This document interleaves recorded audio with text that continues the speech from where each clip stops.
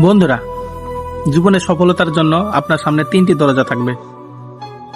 1 number দরজা, সেই দরজায় কিছু লোক থাকবে যারা আপনার সম্পর্কে সব সময় কথা বলবে, আপনাকে নিয়ে কথা বলবে, আপনাকে নিয়ে আলোচনা সমালোচনা করবে।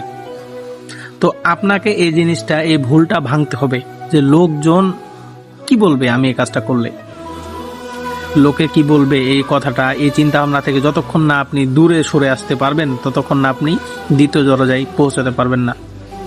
আপনার মাথায় যতক্ষণ এই লোকজনের কথাবার্তা চিন্তা ভাবনা থাকবে, তার মানে কি জানেন, আপনার জীবনের নিয়ন্ত্রণ, কন্ট্রোল সবকিছু ওই লোকজনের হাতে।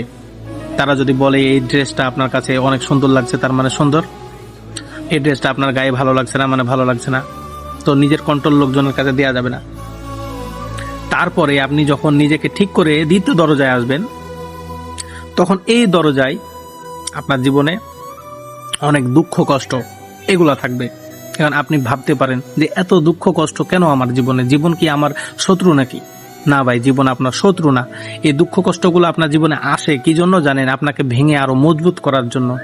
ওই যে দেখেন না, লোহাকে গলিয়ে আগুনে পুড়িয়ে তারপরে তরোয়ার তৈরি করা হয়, সেরকম ভাবে তারপরে যখন আপনি আপনার আকৃতি ফিরে পাবেন, আপনি যোগ্য হয়ে উঠবেন, তখন আপনার কাছে আসবে তৃতীয় দরজা, সেটা হলো সফলতার দরজা।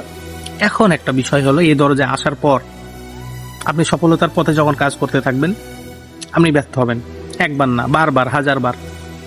এখন আপনি যদি ব্যর্থ হন, তারপরে হেরে গিয়ে থেমে যান, তাহলে কিন্তু সফলতা পাবেন না। আপনাকে এটা চিন্তা করতে হবে যে আমি কাজ করলাম, হেরে গেলাম, তো হেরে গেছি মানে আমি থেমে গেলে হবে না। যেখানে হেরে গেলেন সেখান থেকে আপনাকে অভিজ্ঞতা নিতে হবে। আপনি ব্যর্থ হলেন, তারপরে অভিজ্ঞতা অর্জন করেন, সেই অভিজ্ঞতাটা কাজে লাগিয়ে আপনি আবার শুরু করেন। ওই যে দেখেন না, ছোট বাচ্চারা যখন হাঁটতে শেখে তখন কিন্তু বারবার পড়ে যায়, আবার উঠে দাঁড়ায়, তারপর একটা সময় সে ঠিকই দৌড়াতে পারে। তো এই ছিল বন্ধুরা আজকের ভিডিওটি কেমন লাগলো, আপনার মূল্যবান মতামতটি কমেন্টে জানাবেন অবশ্যই।